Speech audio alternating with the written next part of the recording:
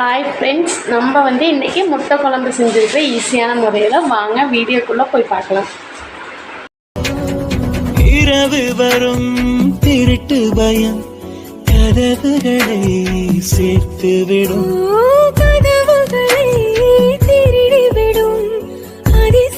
முட்டை குழம்பு செய்ய போகிறோம். வாங்க வீடியோக்குள்ளே போல. இப்போ நம்ம கேஸ் ஆன் பண்ணிக்கலாம்.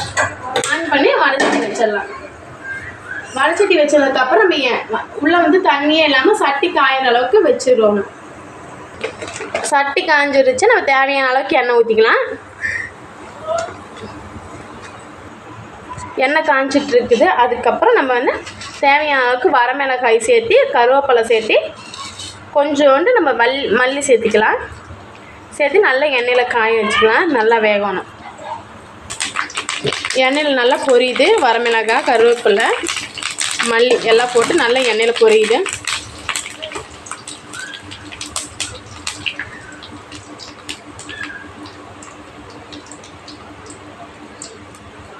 நல்லா பொரிஞ்சிருச்சு. இப்போ நம்ம தேவையான அளவுக்கு ஆனியன் சேர்த்திக்கலாம். பொரிஞ்சதுக்கப்புறம் ஆனியனை நம்ம 2 பூண்டு, 1 வெங்காயம், தக்காளி போட்டு ஆட் பண்ணி நல்லா இதெல்லாம் நல்லா வதங்க விட்டுறோன்னு. நல்லா வதங்கிட்டு இது மஞ்சத்தூள், மிளகாத்தூள், மல்லித்தூள் 3 போட்டு ஆட் பண்ணியாச்சு. அடுத்தது முட்டை மசாலா ஆட் பண்ணிக்கலாம். இப்போ கொஞ்சம் நம்ம முட்டை மசாலா ஆட் பண்ணிக்கலாம். கொஞ்சோண்டு முட்டை மசாலா ஆட் பண்ணிக்கலாம். ஆட் பண்ணி இதை நல்லா கலக்கி விட்டுடலாம்.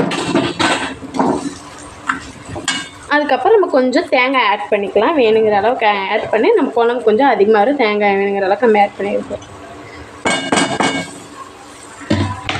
ஆட் பண்ணியாச்சு. இதை நல்லா கலக்கி விடணும். கலக்கி விட்டுட்டு இதை கேஸ் ஆஃப் பண்ணிவிட்டு நம்ம இதை ஆறுனதுக்கப்புறம் மிக்சியில் போட்டு அரைச்சிட்டு பார்க்கலாம். நம்ம தாளிக்கலாம். இப்போ நம்ம எண்ணெய் ஊற்றிக்கலாம். குண்டா காஞ்சிருச்சு. தாளிக்கிறதுக்கு நம்மளுக்கு கொஞ்சோண்டு எண்ணெய் இருந்தால் போதும். கொஞ்சோண்டு எண்ணெய் ஊற்றியாச்சு. இப்போ எண்ணெய் காஞ்சிச்சு. நம்ம கொஞ்சோண்டு கடுகு ஆட் பண்ணிக்கலாம். வேணுங்கிற அளவுக்கு கொஞ்சோண்டு கடுகு ஆட் பண்ணிக்கலாம். கடுகு நல்லா பொரிஞ்சிருச்சு. நம்ம கருவேப்பிலையுமா வரமிளகாய் ஆட் பண்ணிக்கலாம்.